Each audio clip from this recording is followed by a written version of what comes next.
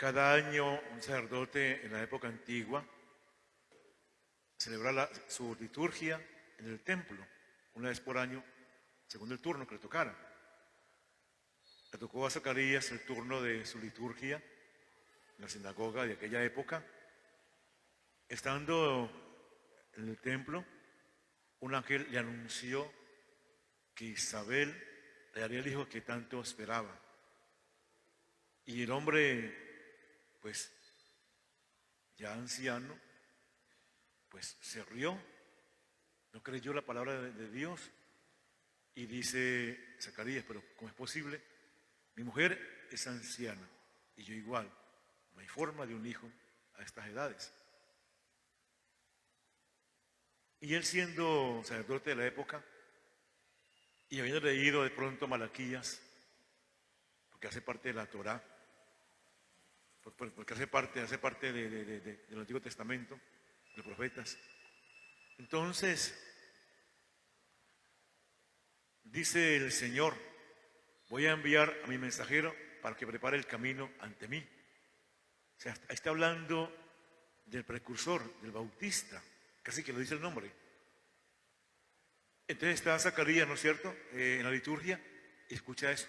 Tardó un tiempo para salir, cuando la gente preguntaba: ¿qué pasa que no sale a celebrar? Estaba mudo. Tuvo una visión. Y ahí va, porque lo que Dios promete se cumple. Cuando nació el niño, el precursor de Jesús, ¿cierto? Todo el mundo pensó: se va a llamar Juan. Que es muy normal en aún nuestras culturas, que un hijo del mayor tenga el nombre del papá. Es muy normal en nuestras culturas. Entonces, el primogénito, el primer hijo varón, le va a poner el nombre del papá. Por lo general ocurre así. Puede que ya no tanto, pero hasta hace poco ocurría así. El primer hijo varón se llamara como se llama el papá. Entonces, una persona se va a llamar Juan, como el papá. ¿Sí? Entonces, le dice a Juan: Juan, ¿cómo se va a llamar? Dice ella: no se va a llamar Zacarías, se va a llamar Juan. Entonces le dicen a ella: pero es que ninguno de la parentela tiene ese nombre. Preguntan a Zacarías por señas, toma la tablilla y escribe él: su nombre es Juan. Todo el mundo se quedó atónito ante ese hecho, porque había que seguir una línea, la de Dios. Estos ancianos tuvieron la promesa en su hijo. Y cuando ya nació el hijo, cuando ya dijo se llama Juan, como quedó mudo, ¿no? Porque dijo Dios que era mudo hasta que nazca el niño. Cuando nació el niño ya dijo que era Juan, entonces empezó a hablar, y más que hablar, alabar a Dios, y bendecía a Dios por el portento que hizo en ellos. En lo estéril, Dios le da la vida. Dios saca vida de donde no es posible, porque para Dios nada es imposible. Sus promesas se cumplen en el tiempo de uno, en el tiempo de Él, pero Él hace que el tiempo de Él coincida con el tiempo de uno, y lo que pedimos a Dios en promesa, Él lo ofrece. La gente decía: ¿qué va a ser de ese niño? ¿No? ¿Qué va a ser de ese niño porque la mano está sobre él? No era más. ¿Quién era ese niño? El portavoz, el anunciador de un hecho trascendente, magnífico, colosal, gigantesco, la historia de los humanos. Anunció él que vendría el Mesías, que vendría el Salvador de Israel, que vendría Jesucristo, el Mesías, a salvarnos de todas las situaciones que hay que salvarnos. Entonces, hermanos, ese era el profeta último, ¿no? O sea, con el profeta último se cierra el Antiguo Testamento y nace el Nuevo, ya con una promesa ya ahí, a punto de realizarse. Y él va anunciando con palabras que viene Jesús. Y él va por el desierto anunciando y bautizando en el río Jordán, con penitencia a los pecados, para preparar el pueblo que venía a adorar a Dios. Entonces, ese hombre, Juan Bautista, es un hombre grande en la historia bíblica, en la historia nuestra. Es aquel que anuncia una buena noticia, aquel que señala el verdadero de Dios. Y no era ni celoso, estando ya con su grupo de apóstoles, dice él, lo señaló, va al Cordero de Dios.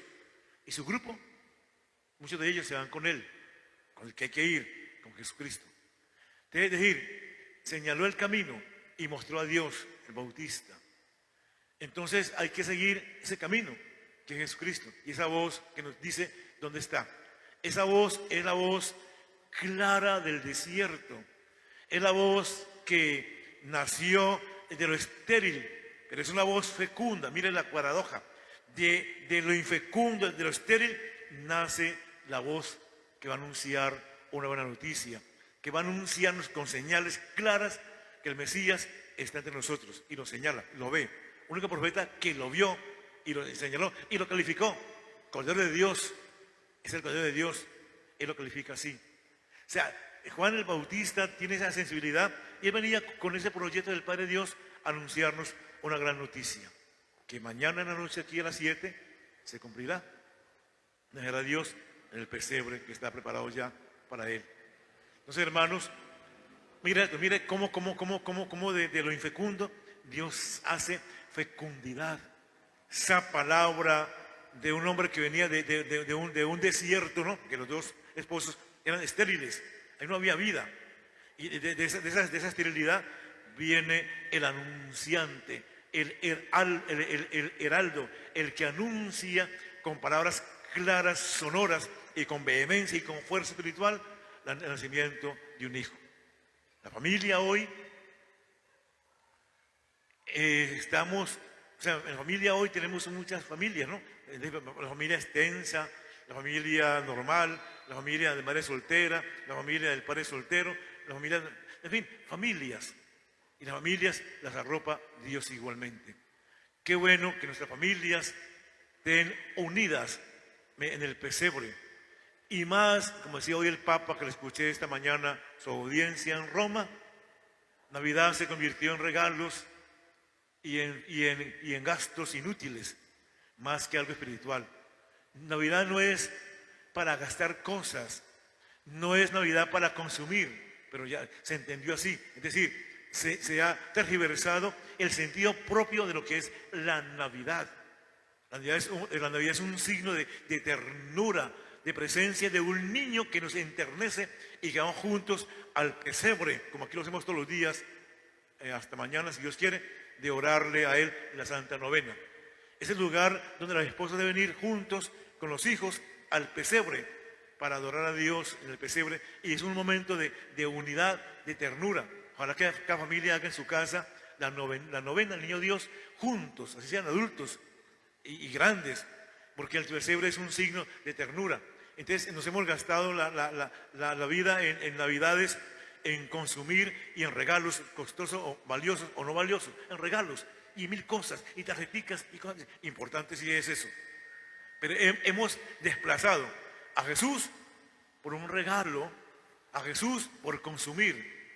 Entonces, hermanos, hemos perdido el sentido de la Navidad, perdimos el sentido del pesebre, perdimos el sentido de lo que es realmente, es que es un acto, el del pesebre es un acto de ternura, de aproximación a un misterio que se encarna, y el misterio lo hemos tapado con regalos, con vino, con champán, con cosas importantes, seguramente que ni lo dudo, pero hemos desvirtuado lo que es Navidad.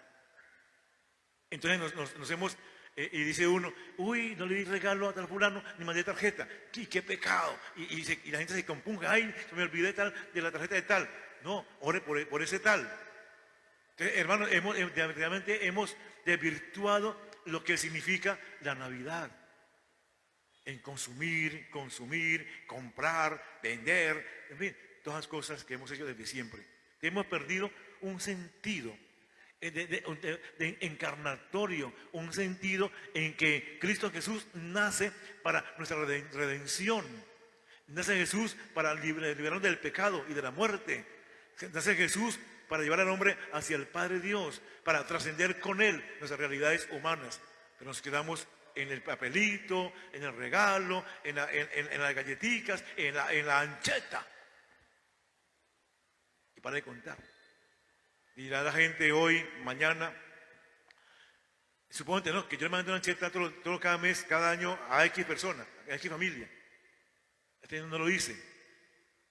El padre no mandó lancheta, se lo olvidó. Pero jamás me olvidaré de rezar por ustedes.